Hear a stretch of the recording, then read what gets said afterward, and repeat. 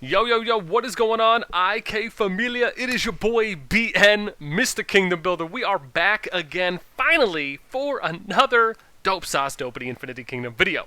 Today, even though we had a little bit of hiatus, oh gosh, I cannot tell you. The reason why is I have a love-hate relationship with the wind element, and that's just because I had to go through probably about, oh gosh, honestly, man, I want to say maybe about 2,000 to 3,000 players of just checking to see who actually is running wind in this god-forsaken, lovable game through a bunch of servers. So I went through about almost 60 servers.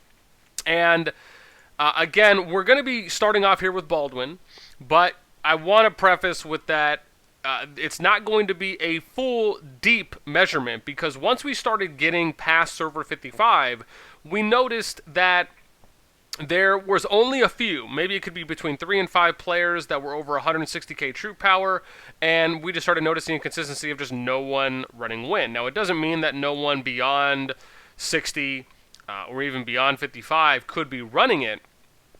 It's just that the margin of error, the percentage chance, was a lot lower.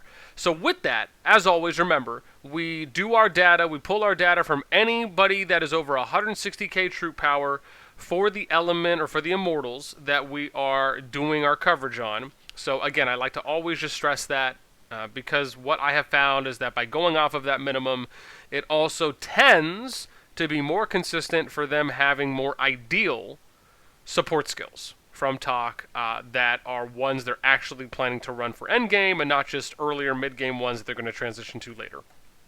Okay, with all of that being said, let's now dive in. We're going to cover Baldwin. Now again, this is a small sample size. It's only from 19 players, right? Which also will go to show you when we do later wind immortals over the next coming days that when you look at the first 60 servers, right, there's only 19 people that are running Baldwin, right? That kind of shows you compared to before.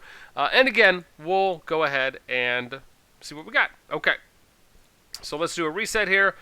You can see for this one, right, we went up. We were only able to find him up to server 47, again, based on those troop powers. And again, a couple consistencies here, which thankfully we don't have to scroll down too much because everything is on one page, fantastically enough. Okay. Now, we only did 4 skills here just because there wasn't a deep enough pool from the servers that we found players running Baldwin in. Now, let's look at the number 4 most used skill, and then as usual, right, we'll go in-game and show you them as well. This is Chase, was used 5 times.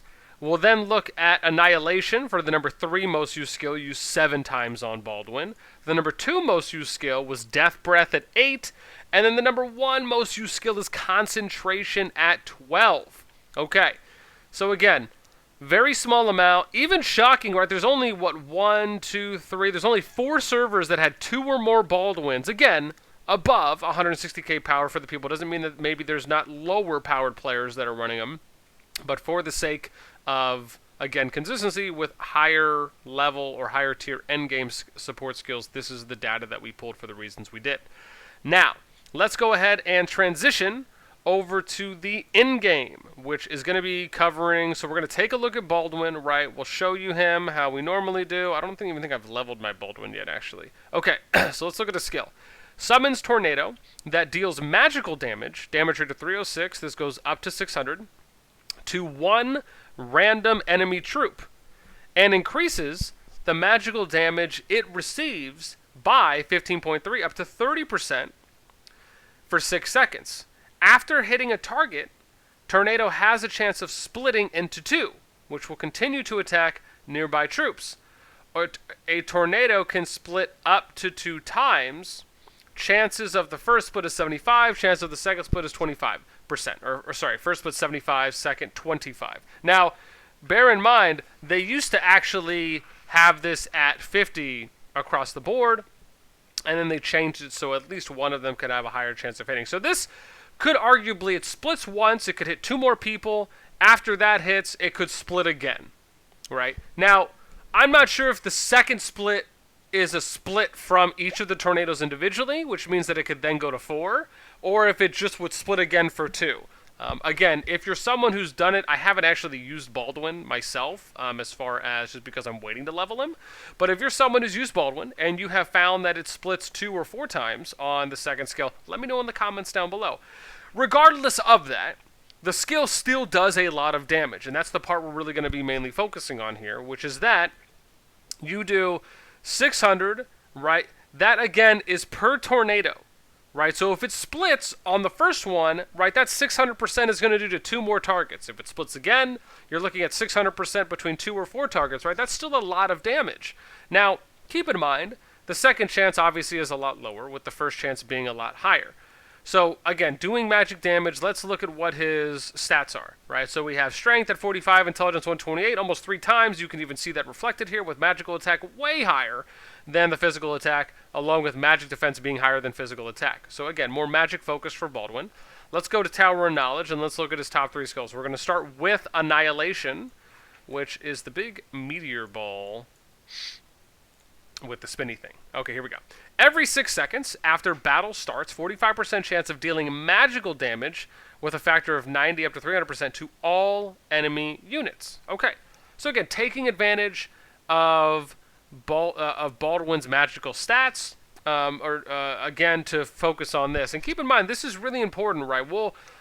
Something I want to come out with later in another video, but there's something I think that's really going to factor into which support skills are going to specifically go on which immortals. But again, I like Annihilation on Baldwin. Again, he has a high magic stat, almost being 3 times what you would see on its base number compared to the strength stat.